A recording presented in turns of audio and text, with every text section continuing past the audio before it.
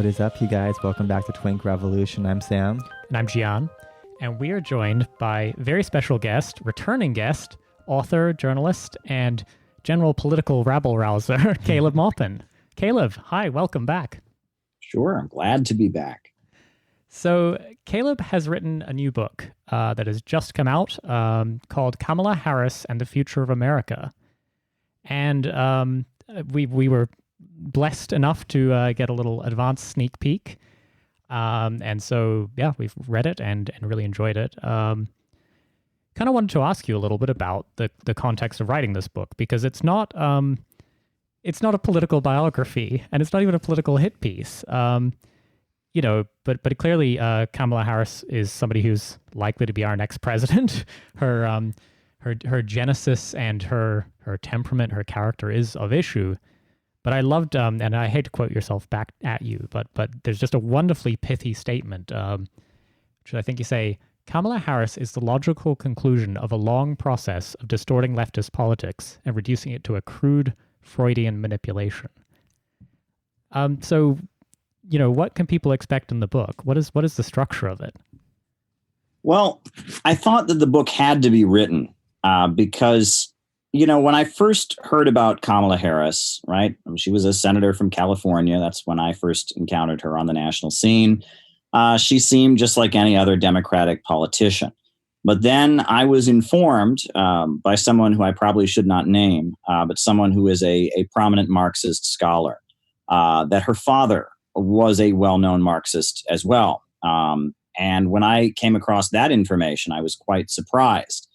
And from there, I began to look into Kamala Harris' record as a criminal prosecutor. And that was pretty shocking to me because she was definitely not a progressive. She was definitely not a friend of the downtrodden, as much as her autobiography, The Truths We Hold, tries to present that. And the more you look into her life story, the more you look into her father, the more you look into her upbringing, you read her autobiography and read what she wrote and also what she's put in between the lines, you can see that she is very much a culmination of a very, very long process of changing what it means to be a socialist, what it means to be a leftist and a revolutionary in the United States. And the fact that the progressive movement could produce someone like Kamala Harris, the fact that that we're in a period where revolution and the unleashing of chaos is one of the primary means by which the ruling class and the big bankers and corporations rule the world. That all forced me to really do a lot of investigation. The book is an essay in 3 parts.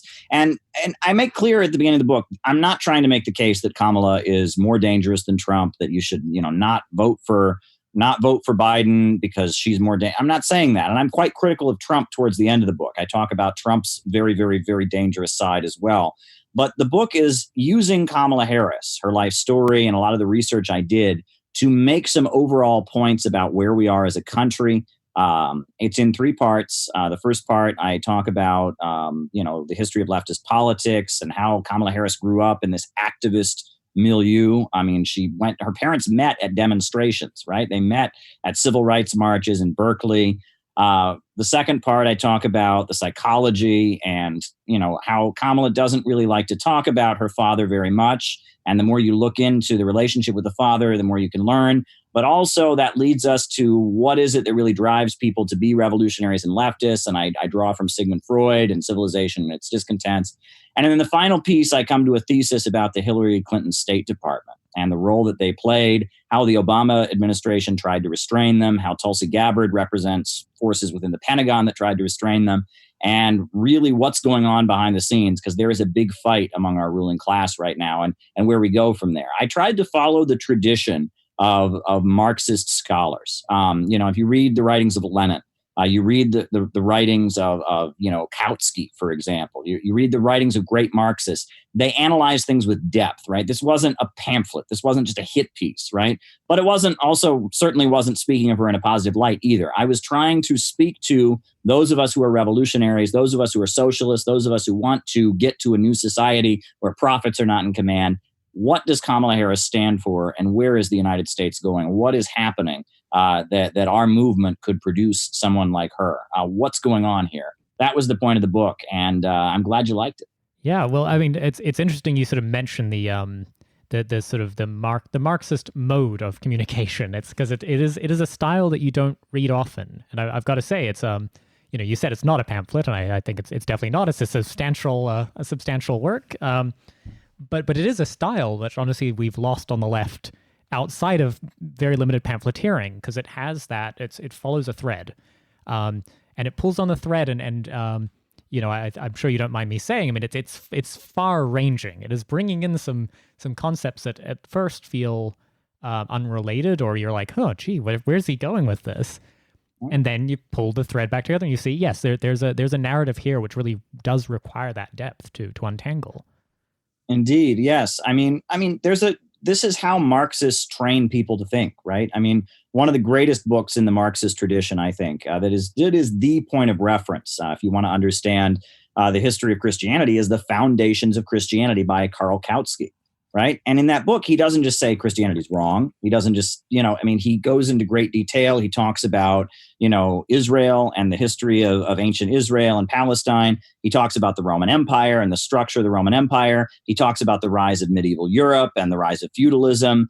He talks about so many topics to get you to understand where Christianity came from, where it led to, the role it played, and all the way up into his contemporary times. I believe the book came out in the 1800s, but that is how Marxists generally think, right? Is like, where did this come from? What role does it play? What forces are at work? And yeah, in the book, I end up talking about Libya. I talk about Syria. I talk about Stalin. I talk about the 5-year economic plans. I talk about the Black Panthers. I talk about the Congress for Cultural Freedom program of the CIA. I talk about a film that Disney put out, a cartoon during the 1940s, demonizing Nazi Germany, and how that's similar to some of the themes that we see in Trump's rhetoric.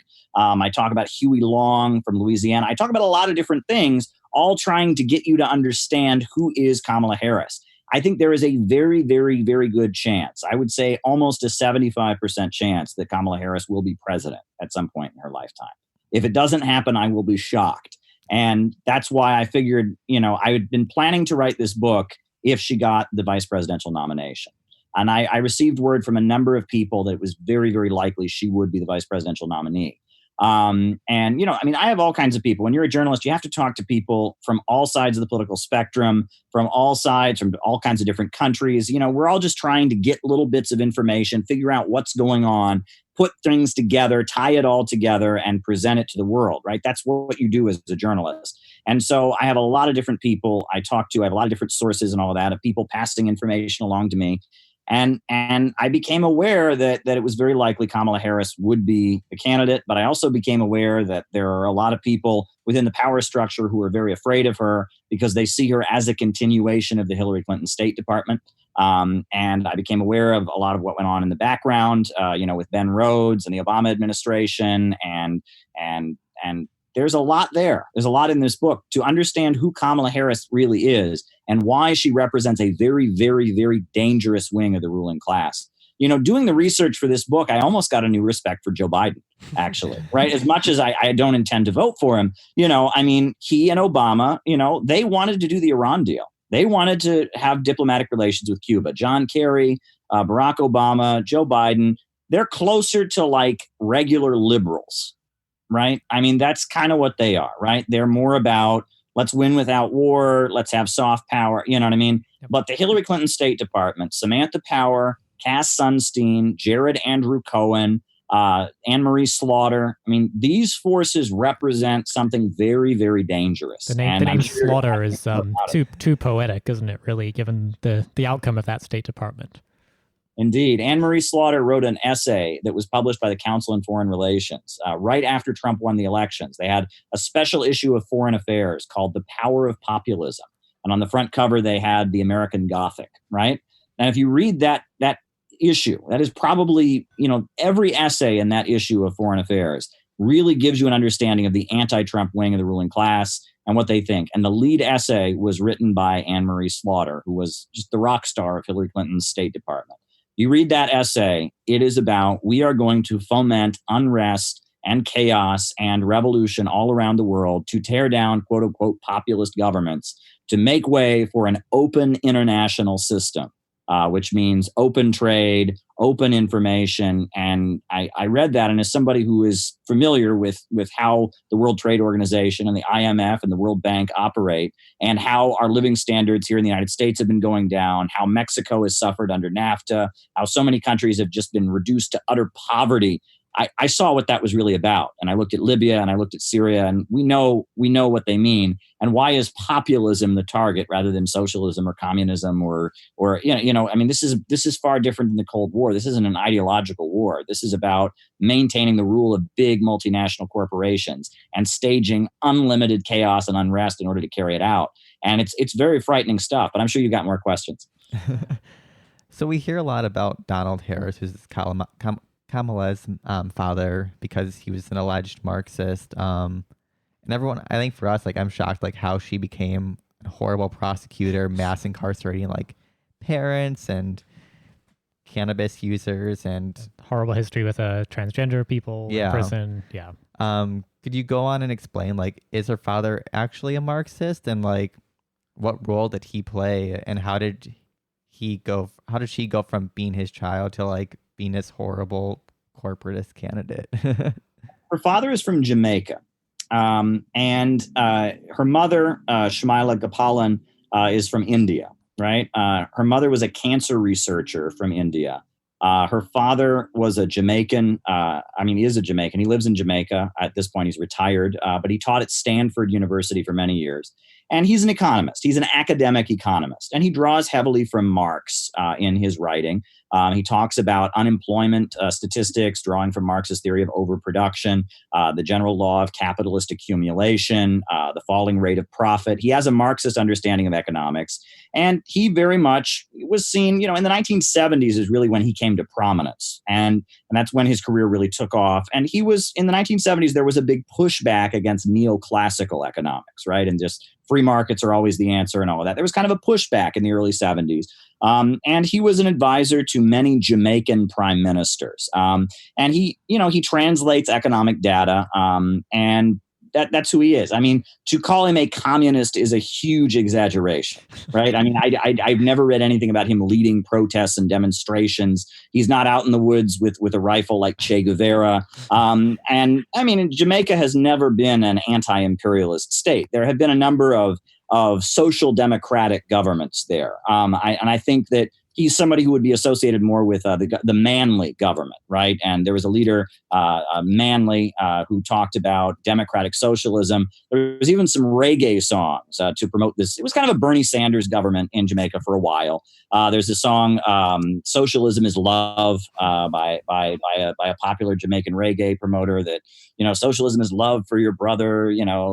Poverty and hunger is what we're fighting. It was kind of he's a liberal. He's a liberal social democratic economist, and he's not a campaigner. He's advising whoever is elected, giving them economic data, and trying to set economic policy in Jamaica to be more effective, right? At the same time, Jamaica is a very capitalist country. The other thing is that he taught economics for many years at Stanford University, and now he's retired. He's professor emeritus, as they say. But the thing is that he basically became estranged from Kamala when she was 8 years old. There was a divorce proceeding that went down. And in her autobiography, Kamala Harris says that the only thing her parents fought over was the books.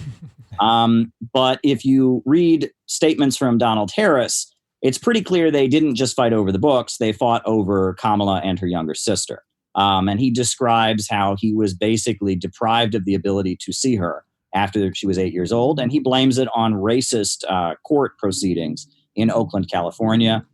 He says that they assumed that because even though he was a highly educated academic, because he was a man of color from the Caribbean, they assumed that he wouldn't be a good father. And he lost his ability to see her. Kamala does not care for Donald very much, and Donald does not care for Kamala very much. Kamala was asked on a radio interview if she'd ever smoked marijuana. That's the statement where she famously admitted it. But in her admitting it, which is scandalous in and of itself because she's jailed so many people for smoking marijuana, one of the statements that she made was, half my family's from Jamaica. What do you think? And the crazy thing about that is her father really took offense to that statement so much that he went public and denounced her, and he dissociated himself from her campaign, saying that her campaign was using identity politics, and he denounced her. And then he wrote this essay, which is very, very, I mean, it almost, moved me emotionally. If you read this essay that he wrote, Reflections of a Jamaican Father, where he talks about his grandmother, his maternal and paternal grandmothers, and how they educated him about politics. He talked about taking young Kamala to Jamaica, to the places where he grew up as a child, and taking her around. He describes her as always the bold and assertive one, running ahead. I mean, it's quite a poetic essay, but it also hints at the fact that the amount of tension between them is not small. Now, Kamala, on social media, she will tweet out images of her mother. She talks about her mother as a hero. She did that in her speech at the Democratic National Convention. But her father, well, he was there. Here's a picture of us together one time. That's about it. It seems pretty clear there's a lot of underlying tension there, and that her hatred for her father seems to have motivated a lot of what Kamala did, because her father is a dark-skinned African man, right? I mean, he's Jamaican origin, and a lot of what she did was lock up dark-skinned African-American men. I mean, that was what she did for decades. I mean, that was what she was. When she was rising in her career as a prosecutor in the 1990s, that was a period when mass incarceration in California was skyrocketing. I mean, she was very much involved with that. And there's the famous clip where she laughs about jailing the parents of children who are truant from school, and brags about it, and then brings in her own history. I would be nowhere without my education, as if it has something to do with her, which there's a lot there, folks. I mean, I lay it all out there in the book, very carefully researched. So there you go. Yeah, I particularly enjoyed that section because there was a lot of history I didn't know there. I have Donald Harris's quote here, and I think I might just reproduce it because it's just one of the most scorching things ever said of a candidate. My dear departed grandmothers, as well as my deceased parents, must be turning their grave right now to see their family's name, reputation, and proud Jamaican identity being connected in any way, jokingly or not, with the fraudulent stereotype of a pot-smoking joy seeker and the pursuit of identity politics. Speaking for myself, my immediate Jamaican family, we wish to categorically dissociate ourselves from this travesty. I mean, Holy shit. Imagine your dad, you're running for office, running for president, your dad's rolling that. I mean, ugh. Yeah.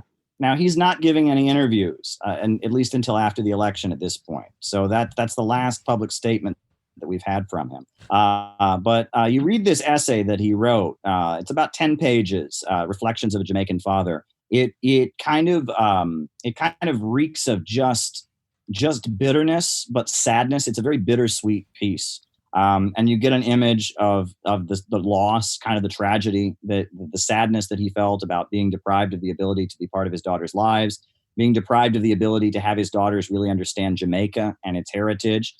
He talks about how his maternal grandmother was very proud to be a Laborite and associated with the Labor Party of Jamaica and the history there. He talks about the labor theory of value.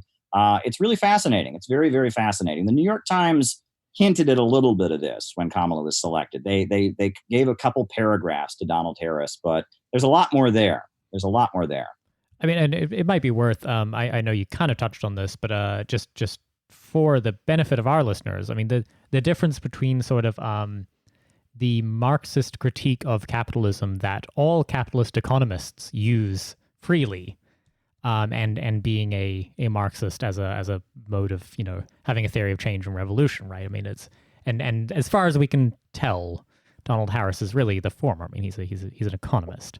Yeah, I mean, he would fit in well at the Institute for Policy Studies, or I mean, at the economics department of Yale University or something. I've never seen anything where he advocates a revolution or it's, out in. I mean, apparently he did meet Kamala's mother during the protests at Berkeley, and that's what's particularly interesting, because Berkeley, California, was really the center of the New Left. I mean, that was the year that Kamala was born, 1964. that was the year of the free speech movement at UC Berkeley, right? That's when the students were told they couldn't organize around off-campus issues. So they went out and did it anyway. And there was a student who'd set up a civil rights literature table who was arrested. So the students surrounded the police car and set up a microphone on top of the police car and held the police car for a day or two as kind of a symbol of free speech. There's Mario Savio, who was the student leader there, giving that famous quote, "There comes a time when the operation of the machine becomes so odious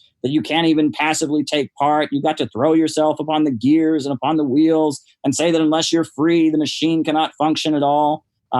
Berkeley, I mean, this was the Black Panther Party was in Oakland when it started, but their fundraising was on the Berkeley campus. They would sell Mao's Little Red Book on the Berkeley campus. Bob Avakian, the leader of the Revolutionary Communist Party, was actually the son, wild as it sounds, the son of a local judge in Berkeley, right? One of the most prominent judges in Berkeley, who actually was on the California State Supreme Court for a while, Spurgeon Avakian. Well, it was his son, Bob Avakian, who got involved in the protests at Berkeley, now leads the Revolutionary Communist Party. For a long time, we had the International Socialist Organization, the ISO in the United States. Well, the ISO originated as the Berkeley chapter of the Independent Socialist League, the ISL, or the Independent Socialist Club of Berkeley, right? And when Max Shachtman, who was their leader, when he officially dropped any support for Leninism, they aligned themselves with Tony Cliff rather than Max Shachtman. And then that's the ISO. And like all over the world, people know the IS tendency, right? I mean, I'm sure any corner of the world, you're going to see the IS. It's probably the biggest current of Trotskyism. It comes out of Berkeley as well. And Ramparts magazine, that was, that magazine, they made Eldridge Cleaver famous. And the editor was none other than David Horowitz, who is now the big neocon and right-wing conservative. He was the editor of this far-left magazine called Ramparts that was all over Berkeley. Berkeley was the center of left-wing activism in the 1960s and 70s, but it was also ground zero for a lot of CIA insanity. Like Project MK Ultra, which was a drug program where the CIA was going around distributing drugs to people all over the colleges and all kinds of places. In Berkeley, they had a particular project where they would have prostitutes, lure clients, lure men back to a house. They would then tie them to the bed and give them LSD to see how they reacted. They would also have people dressed like, the CIA would have people dressed like hippies walking around the street, and they would just give people pills. Hey, try this, brother, check it out. They would have people randomly drop LSD into people's drinks in restaurants, right? And it was a crazy project where the CIA was going around Berkeley, going around the Bay Area, getting people high on LSD just to see what might happen, right? Totally unethical. And nothing has changed. But it's funny actually, given Kamala's sort of Berkeley ties, and then Donald Harris ends up at Stanford. I love the idea that sort of the history of this beef is not all this family history, which you've researched so carefully, but actually just a local sporting rivalry, sort of Stanford versus Berkeley, famously a thing. So, there's an alternate theory for you. In other rivalries, I mean, more serious rivalries or more existential threat rivalries, I mean, you outline the contours of a split in the ruling class, of which you sort of mention. You mentioned, Kamala represents a threat to one part of this split, and is the sort of the poster child of the other. Could you talk a little bit more about the contours of that split, and who are these people? Well, there is a long-standing division in U.S. politics between the rich and the ultra-rich. And that this has really defined U.S. political discourse, since the end of the Second World War, but even before that, right? I mean, Roosevelt very much represented the Rockefellers and a lot of wealthy New England folks who saw that capitalism was in a crisis and said, okay, let's have stability. And we're willing to accept organized labor. We're willing to enact progressive reforms, align with the Soviet Union against the Nazis, because they wanted stability rather than chaos in the streets, revolution, fascism, whatnot. And Roosevelt's biggest enemies were the National Association of Manufacturers, the factory owners, Henry Ford, Henry Morgan, and they saw that the response to the crisis of capitalism in their minds was they wanted fascism. I mean, they attempted a military coup, the famous business plot to overthrow Roosevelt, and it seemed like the richest of the rich were for Roosevelt's progressive reforms because it was a way to stabilize society. And the lower levels of capital, the factory owners, wanted some kind of fascist militarist movement to just crush any progressive movement. And Roosevelt won out. Hitler was defeated in the Second World War. But that divide in the ruling class remained intact. And after the Second World War was over, and after the Roosevelt wing of the Democratic Party was kind of purged during the McCarthy period, you had kind of an insurgency among those lower levels of capital, where they were accusing the Rockefeller family of being communists. They were accusing the U.S. Army of being communist. And McCarthyism, it started out, yes, as just kind of a purge of U.S. society. We're not going to have any communist influence. But pretty soon it got way out of control. And it was these lower level capitalists, these small business owners, the kind of folks that went on to form the John Birch Society and such, that were going crazy. And they were making it impossible for the USA to negotiate with the USSR, to make geopolitical allies. Like Yugoslavia cut relations with the USSR in 1948, right? And so it was a communist country that was anti-Soviet. So, of course, the United States wanted to be friendly to Yugoslavia. But you couldn't do that in the context of McCarthyism because, oh my gosh, it's a communist. We can't, and so it was very much McCarthyism kind of went crazy and made it very difficult. So you have the origins of the new left were the Rockefellers, wealthy folks, the Eastern establishment, trying to push back against McCarthyism. And there was also a fear that if the United States entered a crisis, if you create a situation where U.S. society is all about hating communists, when there's a crisis, people are going to become communists, right? So you want to create kind of a buffer where it's like, okay, well, we have different views here. So the new left, what you can call the new left, what Kamala grew up in, was an attempt by one section of the ruling class, namely the CIA, a lot of the big foundations, the Ford Foundation and others, to try and push back against McCarthyism. But then let's remember what happened. That got out of control as well, right? Students for a Democratic Society that started out as kind of an anti-communist civil rights group ended up by 1968 being led by different factions that supported the Black Panthers and supported the Vietnamese National Liberation Front and were waving Mao's Red Book around. And so Nixon was very much a response to the response getting out of control, right? And that if you can understand all of this, you had the rise of neoconservatism and what I call the late Cold War normal, because that's the America that I grew up in. And it's post 1974, you had this normal in U.S. society where you had this core of people that were evangelical conservative, evangelical Christians, big supporters of the military. They were kind of the core of U.S. society. And liberals were basically a milder version of what they believed the same kind of things. They were just kind of watered down, right? And as the 1970s, 60s political upsurge, went further and further down the memory hole, we moved further to the right as a country with this core of neoconservative geopolitics and evangelical Christian fanatics that kind of ran the military and ran the state apparatus. And, but then in the Bush years, we see the global situation once again slipping out of their hands, with Russia and China getting stronger, with the rise of Bolivarianism in Latin America, with a huge amount of unrest and discontent in the African-American community. And so we see an attempt by one of these same forces to try and push back against neoconservatism. We see the rise of Barack Obama, and that obviously doesn't solve all of our problems. We now have the situation with Trump. And this is a long trajectory. And I put that at the end of the first chapter because it's important to understand. Kamala Harris fits into a long trajectory of U.S. politics that leads us right up to where we are, where there are factions in the ruling class that are fighting against each other. Donald Trump, he is with Betsy DeVos, the Secretary of Education, who's a billionaire. Her brother's Eric Prince of Blackwater. He is with Bernie Marcus, the owner of Home Depot. He is with Sheldon Adelson, the real estate tycoon of Nevada. He is with Hobby Lobby, the chain of crafts and stores that was available and was very conservative. He's with one section. He's with Likud in Israel and Netanyahu. He's with the anti-Iran lobby in Los Angeles and the Shah. He's with the Miami Cubans. He's got a constituency.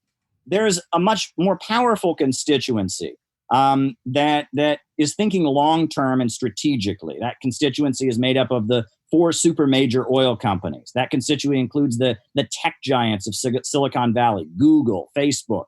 And those folks see Donald Trump as a threat because he's not on board with their long-term geopolitical strategy for dominating the world economy. They just want to make profits in the short term. And that's really the divide in the ruling class. And Kamala has become the poster child for that more powerful faction, what you might call the Eastern establishment, the Silicon Valley fascists, the big oil monopolists that basically see Donald Trump as an impediment to their agenda of dominating the world. Yeah, the sponsors of Twink Revolution for anybody following along at home. Oh, really? Yeah, you kind of touch on the book as well, like how many elements of like the left and intelligentsia, like Alfred Kinsey and like Margaret Sanger, were all funded by like, groups like Rockefeller and stuff. And I think for a lot of people that might be surprising, but why do you think, or what advantage does the capitalist class have in financing these people who seem they don't actually intercept the politics at all? Like they research sex and like reproductive care. Yeah. Well, Margaret Sanger started out as a communist, right? I mean, she was in New York City. She was on the committee of the Socialist Party. She was a donor to the Industrial Workers of the World. She's wealthy, and she very much believed in women's rights. She had the Rebel Woman was her magazine that was published, and she was a communist. She was a Marxist, and she believed in birth control and women's rights. She was always being arrested for sending birth control through the mail, and she saw the Marxist movement as very much a vehicle for liberating women. And I think throughout her whole career, she believed in birth control because she wanted to give women reproductive choice. She was a feminist. She believed in women's rights. That's what she was about. However, she fled the United States and after threatening the life of John D. Rockefeller, which is a whole wild story, she fled the United States. She was facing all kinds of criminal charges over birth control and such. And, she lived in Britain. And in Britain, she started talking with the Neo-Malthusian Society.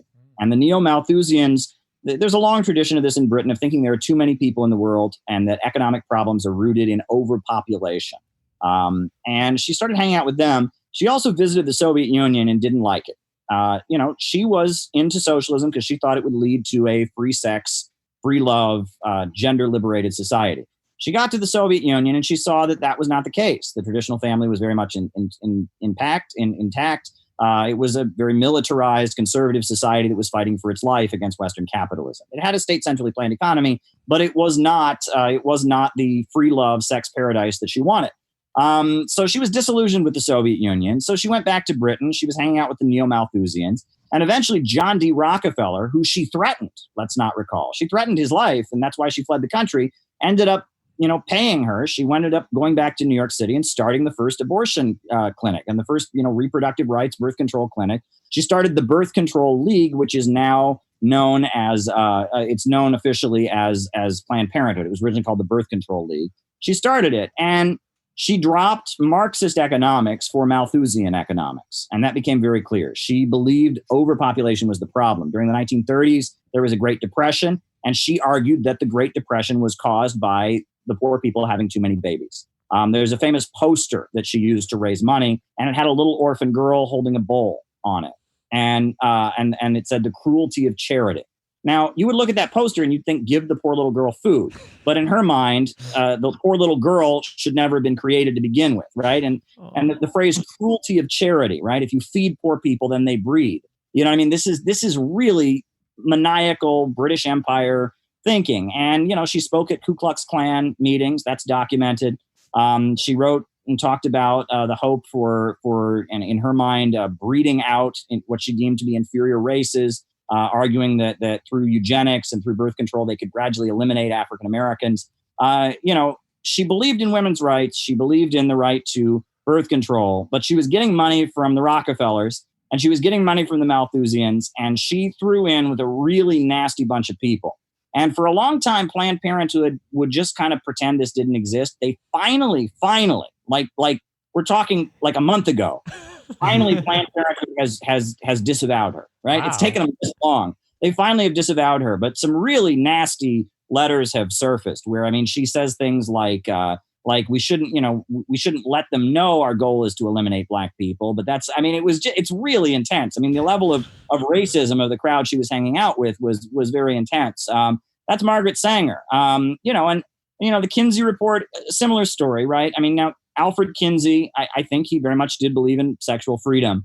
But to do his research, he had no qualms, using the research and the investigative work of some pedophiles, right? And that's been pretty well documented that there were some child molesters who he got information about, how prepubescent children's bodies works and such. And you can look into the details. It's pretty gross. I don't want to repeat it here, but I mean, Alfred Kinsey did some pretty unethical stuff as well. But I think that the Rockefellers, again, their feeling was, the way that we're going to defeat communism, the way that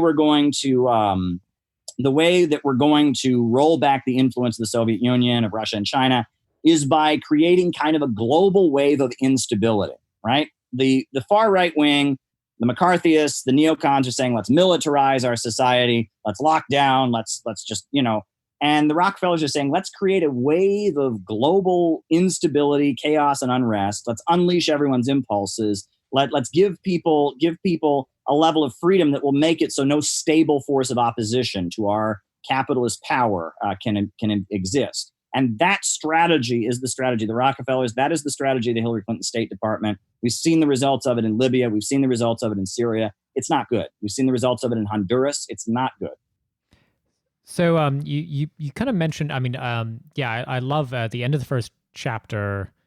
I think it's the first chapter where you give a sketch of the sort of the progression through sort of McCarthyism and those steps.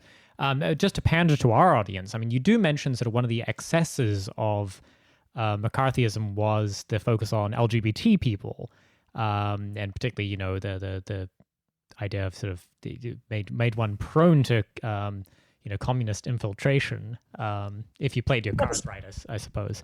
The State Department. Oh, I'm finished your question. I'm sorry. No, sorry. That was. I mean, that was kind of the thought. It was only if you could say a little more on it in this history you've kind of prepared. I mean, there's a few appearances of maybe. I mean, the next big appearance, right, would be the Bush era of the sort of the fusion of earlier. It's the Christian, the sort of moral majority evangelicals, and then again in the Bush era, his 2004 election was basically sort of the culture war issue they picked was gay marriage and things like that. So I was wondering if you could sort of pull on that thread for us, even though I know it's not the central topic of the book, except to say Kamala's record on trans people is really shitty.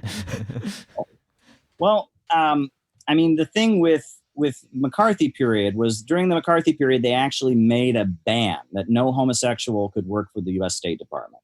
The idea was that if you were gay, that the Soviet Union could blackmail you with it or something, and that gay people were known to be, radicals or whatnot. And that there's actually a clip where Joe McCarthy makes a very homophobic joke on the floor of the U.S. Congress. Have you ever seen this clip where he says he's asked, he makes reference to so and so being a quote unquote pixie.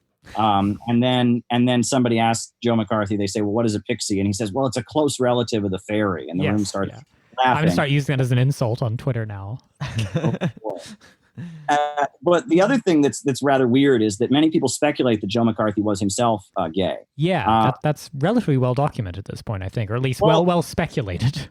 Yeah, Hank Greenspun, who was the editor of the newspaper in Las Vegas, I guess he made that allegation that he was known to be gay.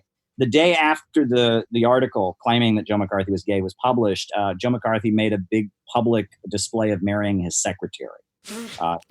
And he announced. Haven't we all been there? Right. The next day he announced, "Oh, I'm marrying my secretary," and they went and he's like, "Look, I'm married. I have a wife. I'm clearly not gay." He did that right afterwards. So that was very, very sketch and suspicious. And the other thing is that Roy Cohn, who was Joe McCarthy's very, very close, close collaborator, and he was a prominent Republican up until the 1980s. Roy Cohn was very well known to be gay and actually died of HIV. Yes. And was seen in subject of Angels of America. If people are familiar with that media production.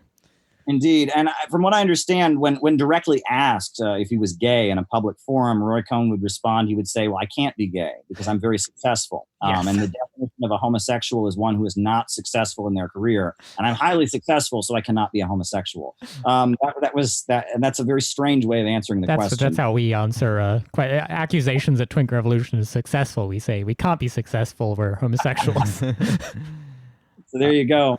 Yeah. So clearly for Kamala, for the identitarian left, the main fixation is that she's like a woman and a feminist icon, and like she's half Indian, half black. And then that's very important as a candidate. But you mentioned kind of how there's emerged this absence of class solidarity and economic notions of socialism, like central planning, which has resulted in a left largely based in victimology. How do we like kind of get through that, and like what are the obstacles for the few remaining like old school lefties? Because clearly that's always going to be a crux used against us, because you're silencing a black woman who wants to become the first VP or president. Indeed. Well, what's very odd is that, Kamala, the amount of times in her speeches that she references her own childhood is not small. Yeah. Which is very odd. And you remember that moment where she said to Joe Biden, she talked about being one of the first students to integrate schools in Berkeley. And she says, that little girl was me. And then immediately her campaign started selling T-shirts with the face of 10-year-old Kamala Harris on it. And 10-year-old Kamala Harris's face is like an image for the campaign.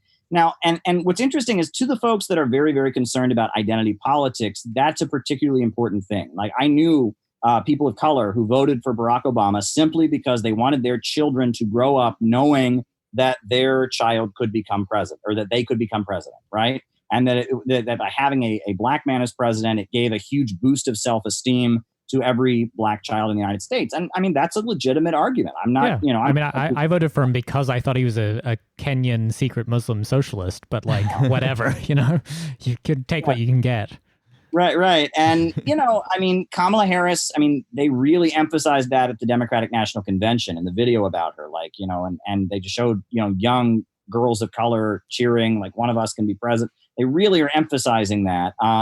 It's very, very interesting. And when you talk about the victimology, the amount of times she references her own childhood, she's not young, she's well over 50 years old. So the fact that her childhood comes into every speech is a very, very odd thing, but it points to kind of the victimology that we talk about, right? Where it's like, it seems like on the right, there is a lack of empathy, right? There's this kind of cruelty. We don't feel sympathy for people. We admire rich and powerful. That's very dangerous. That's Ayn Rand. That's pretty dark. But the problem is the left, I think, often goes too far in the opposite direction, where it's like, we want people to be victims. It's like, how big of a victim can we be, right? And and what's missing, right, is the notion of a strong political leader, not as a victim, but as a powerful parent figure who can solve problems, right? That is kind of, if you look at Roosevelt, if you look at Abraham Lincoln, if you look at great historical figures, revolutionary leaders around the world, you can talk about Fidel Castro and others, that the role that they played, they weren't looking like victims, right? And they weren't also looking like cruel people that are indifferent to the others. They're actually coming across as a kind of father of the country, a powerful figure who will make things right and protect the downtrodden, right? And that is, Freud talks about that being kind of a natural desire we all have. We all have a desire, and he talks about the notion of God even playing that role, right? God is, as we've all kind of invented, this magical father in the sky who's going to make everything okay, that we all have a desire for that. And that in times where we have very strong, effective political leaders, they're filling that role, right? They're seen as powerful figures who will fight for the downtrodden and oppressed and make things right in the world, create justice with their strength. They're strong, but they're not oppressors. They're strong, but they're not brutal. And that's what's missing in leftist discourse. We celebrate victimhood. We rightly call out the right for their lack of empathy. But the idea of being strong and powerful, but moral and righteous is also kind of missing. Yeah. I'm trying to remember. I think you mentioned, the quote's escaping me. There was a woman who sort of oversaw one of the 5-year plans. Yes. Has a wonderful pithy quote about the role of Stalin in that construction of a sorry, maybe you can help fill me in the details here. The woman is Tatiana Fedorova, and she's interviewed in a PBS documentary called Red Flag 1917, and it was just kind of a really long PBS miniseries in the 90s going over the history of communism. But they were forced to kind of get into why it was that the Soviet government was popular. So they interviewed some elderly folks, and then the full interview, the transcript of the full interview is available on pbs.org. And Tatiana Fedorova speaks it in just glowing terms about Stalin. She helped build the railroads of the Moscow subways, right? I mean, she built the trains, right? And she talks in great length about how Stalin, it was like, she says, Stalin set a task and we went out and did it, right? And that he was the idol, right? And she wasn't the only person to talk this way. All kinds of people were going to the Soviet Union during the 1930s and seeing the amazing achievements of the socialist economy and marveling about it. You know, about H.G. Wells was a big admirer of what went on. Sidney and Beatrice Webb, many different economists and academics. Albert Einstein went over there. What the Soviet Union did when they took a very, very poor, backward country, mostly illiterate, mostly agrarian, and made it an industrial superpower in 5 years with the first 5-year plan. I mean, it had the world's largest hydroelectrical power plant. I mean, it had wiped out illiteracy. It had some of the biggest universities. I mean, the amount of achievements that they carried out were massive. And that really was what made many people around the world join communist parties and have respect for it. And then the fact that then when the Nazis invaded, despite losing 26 million people in the war, they were able to defeat the Nazis and then rebuild to an even higher economic level than they had been in before. That was unprecedented. I mean, that showed the strength of socialist central planning. And that has to come across when in the writing, I really had to get that across. And I quote many people talking about these achievements and talking about kind of the role that Stalin played and how he was able to kind of unleash the population to do these great things. And I compare it similar to what was done by Roosevelt with his Works Progress Administration, what was done by Huey Long in Louisiana, right? That this kind of history of populism that isn't about fomenting racism or inciting people against each other, but rather about unleashing a spirit of selflessness and construction in order to build a better life for the country, that is very, very powerful. And that used to be something that leftism was very much associated with. And if we're going to get out of the mess we're in right now politically, it's going to have to be revived. Good. Well, that's an appropriate amount of Stalin apologia for a Twinkle Revolution episode. We have a quota. No, it is honestly. It's sorry. I will insert the first admonishment for everybody to pick up the book because, if you would like this history delivered, very thoroughly researched and well argued, then you should definitely read it.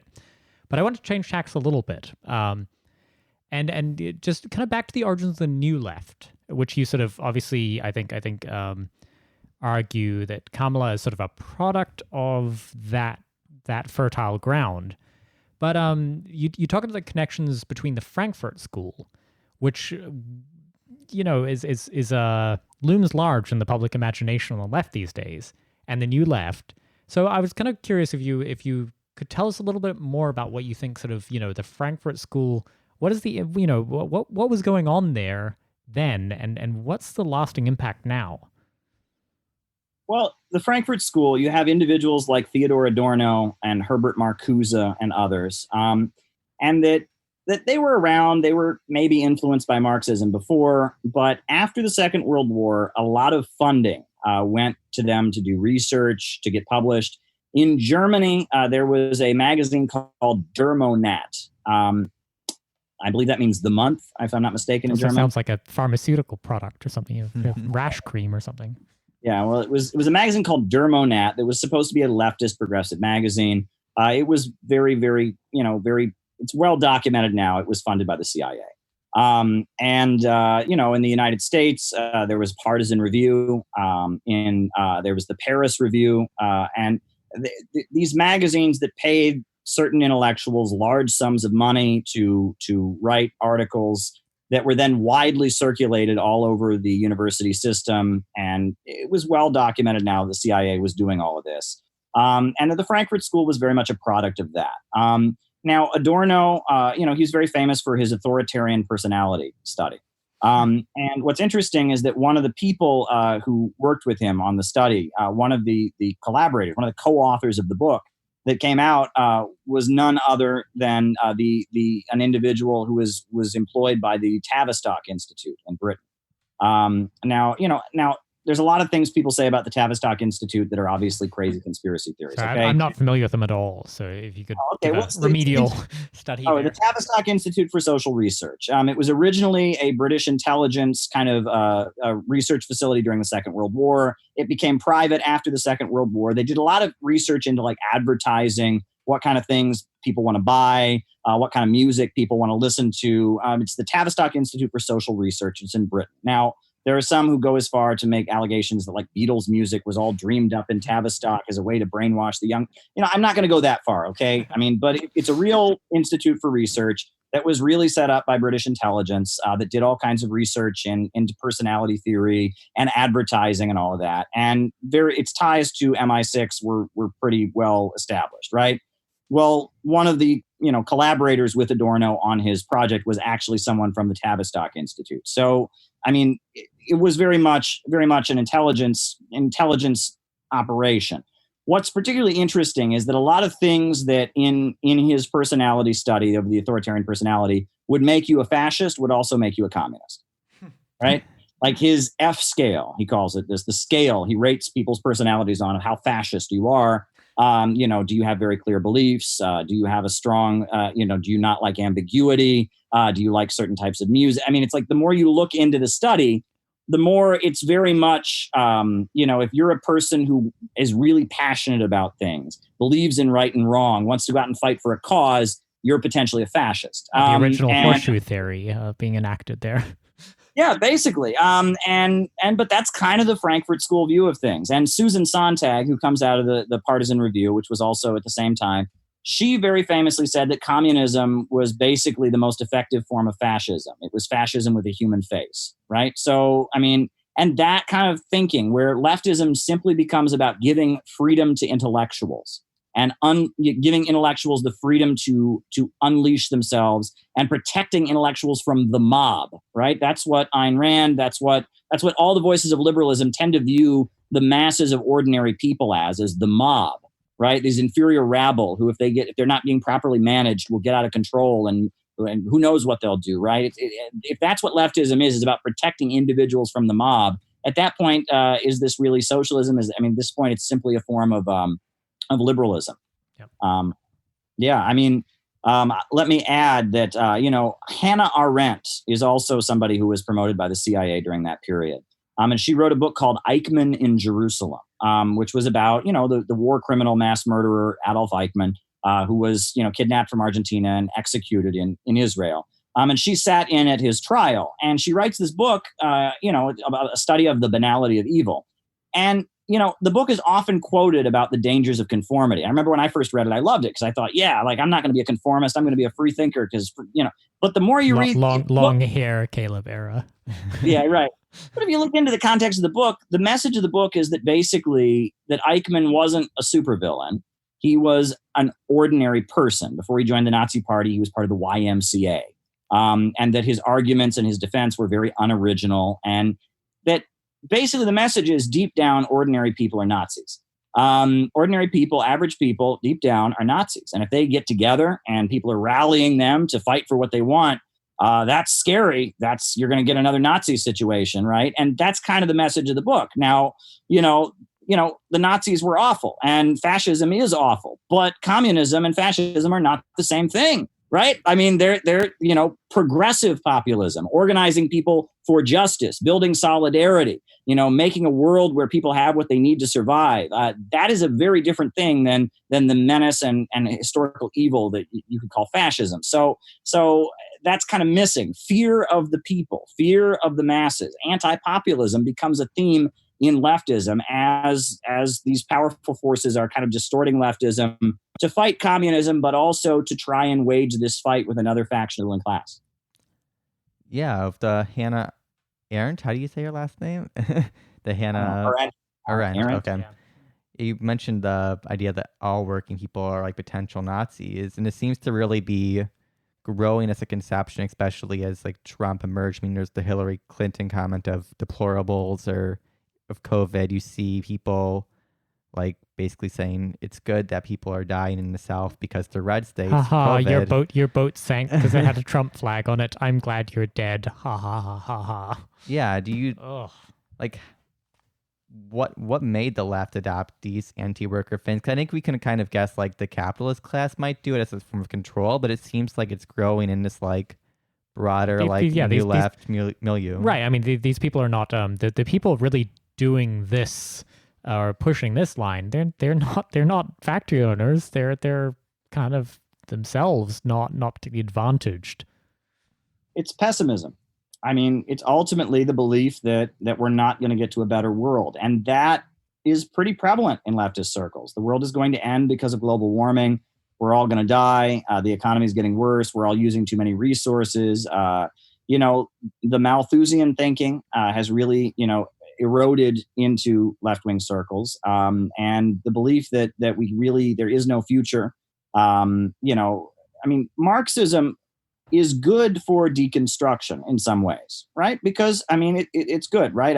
I've talked before about before Marxism came along, people had this idea that the nuclear family, what we call the nuclear family, was somehow sacred. Well, it's not, right? For most of human history, it didn't exist, right? And then you had a man and how many wives, right? And now we have monogamy, and now we have gay marriage, right? And that the family relations are always changing as the economic base is changing. Things do get worse. We agree. Marxism is showing that, right? That's Marxism is very good for that. Marxism shows that capitalism is not the eternal system, right? That there's been hunter-gatherer civilization, feudalism, up into capitalism, right? So Marxism is good at deconstructing kind of the myths that hold society together at one time, but it deconstructs them to replace it with its own mission, which is history's challenge, right? That the working class must become aware of its historical duty to lead humanity in the march toward a stateless, classless world with vast material abundance. That the myths of the present are deconstructed, but then replaced with the history's challenge, with the ideology of Marxism. But the postmodern crowd, they take the deconstruction of Marx. They love the deconstruction part, but they also denounce the good part, the optimism of Marxism. They say, well, that's just a myth also. And everything becomes a big fat lie. Everything is phony. There is no truth. Everything's a matter of opinion. The world is getting worse, not better. Everyone is deceptive. You're lying to yourself. And humanity. Is there really any hope in humanity? Are humans really any better than animals? And who's to say that hunter-gatherer civilization is not as good as what we have now? Who's to say that? Right? Everything's relative. And what's the point of the future? This kind of dark pessimism. Morality is deconstructed. Truth is deconstructed. Everything just kind of leads to this very, very dark, sad, existential place. And you get that from all the big philosophers that are associated with this new left that is a break from Marxism. We can talk about Derrida. You can talk about, for example, Michel Foucault. And this is where this kind of thinking leads to. And that place, it is very much, okay, he died. He's a Trump supporter. Screw him. F this country. I hope it all burns down. Woo, destruction. Go out and break shit. There is no hope. That's kind of where it leads to. It leads to a level of hopelessness. You talk about depression, right? Depression is rising. The suicide rate in the United States is very high right now. And it's like, the philosophy that is being espoused largely by our society is a very depressing, pessimistic philosophy. Meanwhile, the myths that people used to believe to get through life, like evangelical Christianity, like patriotism and all that, are being deconstructed, right? And it's true. The United States has a bloody history of imperialism and colonialism and Vietnam and Korea, and that's true, and it needs to be deconstructed, right? The bigotry and ignorance of creationism and such need to be deconstructed. These lies need to be deconstructed. But if you don't replace them with anything, you just replace them with this angst, this kind of, and the only virtue is destruction, is tearing things down.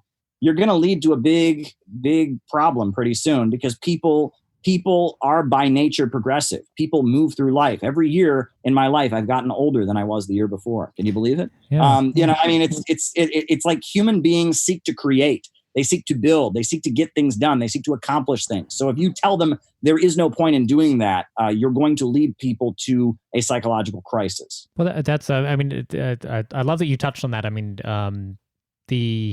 I feel like one of the comforts in my life has been the kind of belief that there's a material basis to the idea that this capitalist system that immiserates us all and immiserates so many,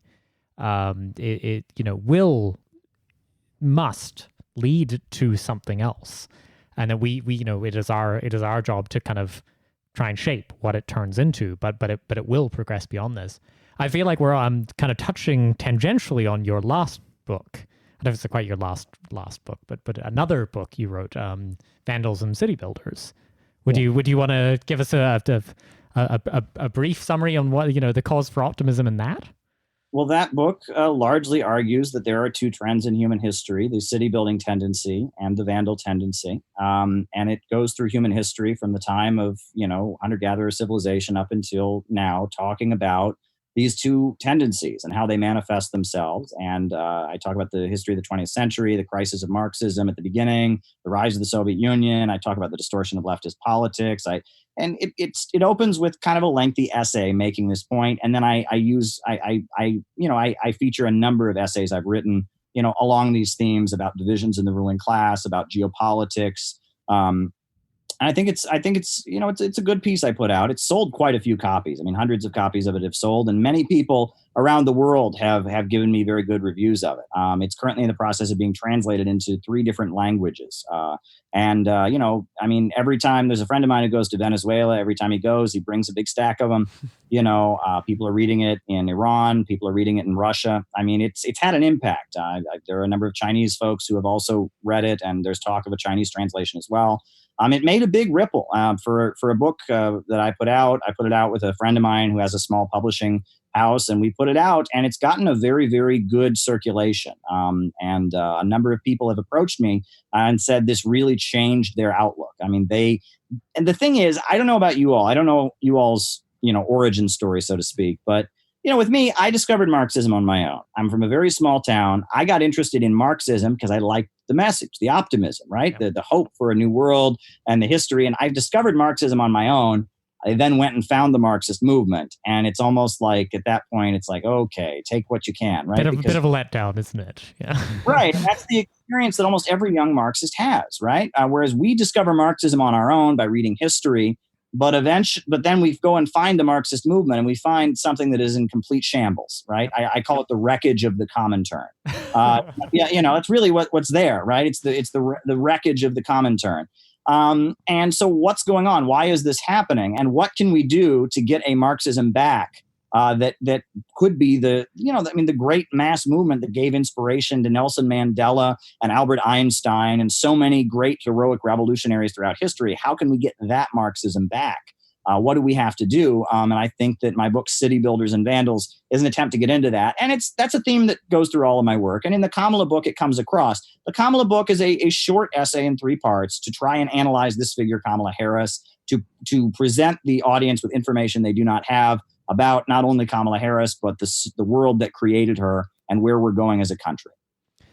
Yeah, so we're coming up on time. I first will give my own plug and then turn the floor to you, Caleb, to let people know where they can get the book. But people who are not familiar with Caleb's work, he's an incredibly prolific YouTuber.